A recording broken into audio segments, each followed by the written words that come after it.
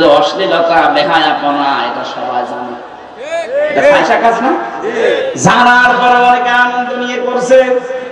নিজের মেয়ে, যুবতী মেয়ে, তার শরীরের বিভিন্ন অঙ্গ প্রত্যঙ্গ মাপ সব দিয়ে এটা পরিষ্কার করার পরে তারপরে বলা হয় যে এটা সৌন্দর্য। এই কাজগুলো যারা করছেন, জেনে শুনে যারা অন্যায় কাজ করে, ভেতর থেকে বাধা আসে না। নামের আগে দেখেন আল হাজমি কাজ, কথা বলে না। চলচ্চিত্র জগতে যারা কাজ করে সবাই দেখবেন কাজ যা করছে পেছনে খোঁজ খবর নিয়ে দেখবেন অনেক ইমাম সাহেবের মেয়ে আছে। আমি চলচ্চিত্র পর্ষদ, চলচ্চিত্র জগতের যে লোকটা শহীদুল ইসলাম, মানে যে ভিডিও করে বেড়ায়, ওই লোকটার মাহফিল ছিল আমার টাঙ্গাইলে। বহুদিন ওর সাথে প্রায় 8-9 বছর আমার সম্পর্ক ওর মাহফিলের কারণে। এফডিসিতে আমার 2 বার ঘোরাতেও নিয়ে গিয়েছিল যে হুজুর দেখেন এখানে কি হয়। এখন এই তো কালকে ছড়াবে যে হুজুর এই কাজ করতে যায়। আমি গেছি শিক্ষার জন্য যে আসলে যা বলে ঠিক কিনা। কত ইমাম সাহেবের মেয়ে নাটক করছে, নাটক, সিনেমা, থিয়েটার, কথা বলেন ঠিক কিনা। যারা দেয় যারা করে বলেন তো যে অন্যায়কে অন্যায় করার পরে যদি বাধা না আসে ভেতর থেকে, আপনার যদি খারাপ না লাগে, আবার দোয়া চাই, বলে হুজুর দোয়া করবেন মেয়েটা বিশ্ব সুন্দরী হয়ে গেছে। কিসের দোয়া চাইলেন আপনি? আবার মেয়ে যে জেনা করছে, তার রূপের জেনা, মনের জেনা, হাতের জেনা, কত রকমের জেনা আপনার মেয়ের দ্বারা হচ্ছে আপনি জানেন। আর আপনি দোয়া চাচ্ছেন, আমি কি দোয়া করবো যে আল্লাহ জেনা করা আরো তাড়াতাড়ি করার তৌফিক দাও। এই জন্য ভালো কাজ যাদের ভালো লাগে না, অন্যায় কাজ যাদের ভেতর থেকে বাধা আসে না, আপনি বুঝবেন আপনার দাড়ি থাকতে পারে, টুপি থাকতে পারে, হজ করতে পারেন, আপনার ঈমান নেই। ঈমান না থাকলে সে মুমিন।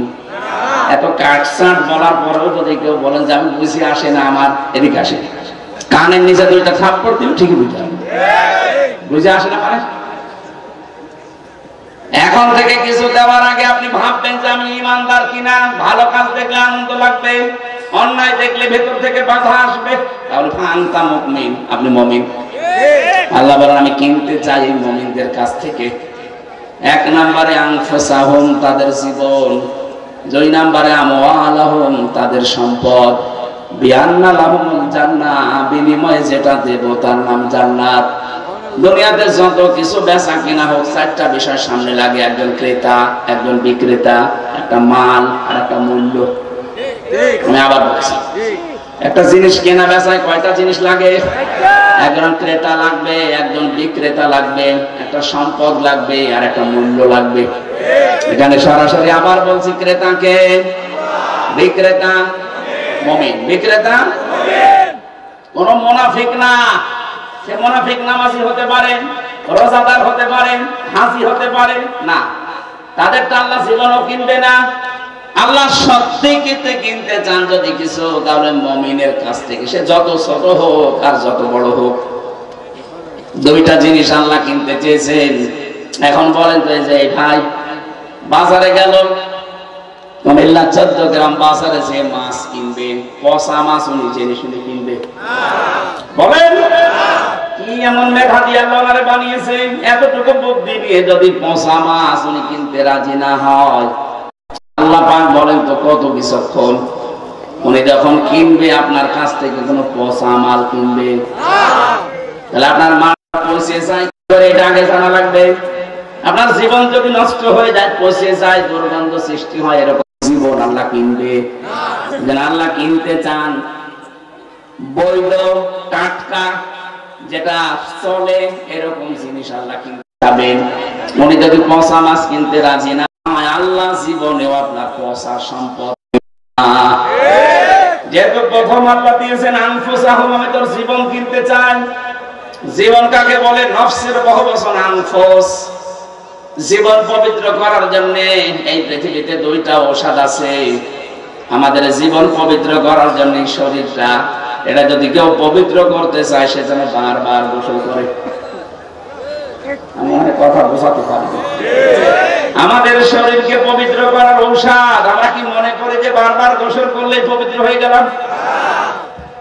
এটা পবিত্র করার জন্য শিরক থেকে, বেদাত থেকে, এই সমস্ত বিষয়গুলো থেকে যদি আপনার বিশ্বাস, আপনার ঈমান, আপনার আকীদা, আপনার শরীর, আপনার পোশাক, আপনার কর্মজীবন যেটা আছে প্র্যাকটিক্যাল লাইফ, পড়াটা যদি পবিত্র করতে পারেন, আল্লাহ পাক একটা ঘোষণা দিয়েছেন সূরা নাহাল 14 নম্বর পারা 9 নম্বর পৃষ্ঠা 13 নম্বর লাইনের 32 নম্বর আয়াতে আছে, আল্লাযীনা তাতাওয়াফাহুমুল মালাইকাতু তাইয়্যিবিনা ইয়াকুলুনা সালামুন আলাইকুম উদখুলুল জান্নাতা বিমা কুনতুম তা'মালুন। বলেন আল্লাহু আকবার।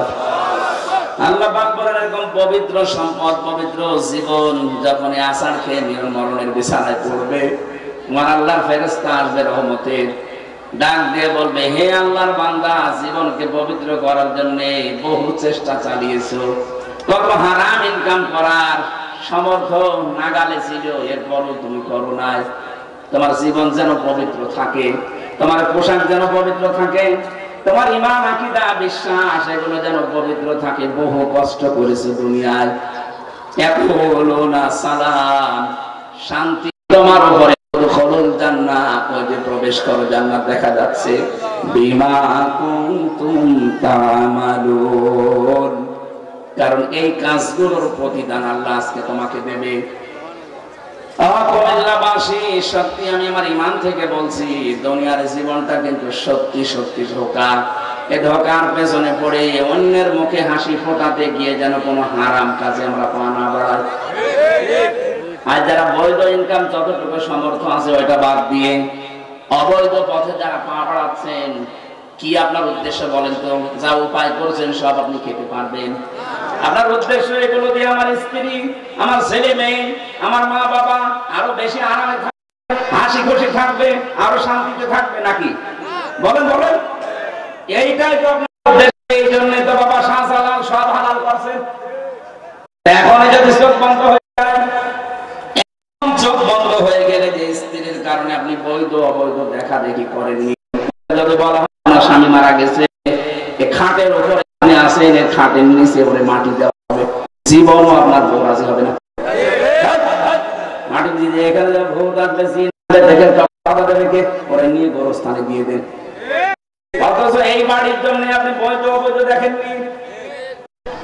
আমি তো বাস্তব কথা বলছি। এই পৃথিবীতে যদি কেউ মারা যায় আর 200 বছর পরে যদি এই কুমিল্লায়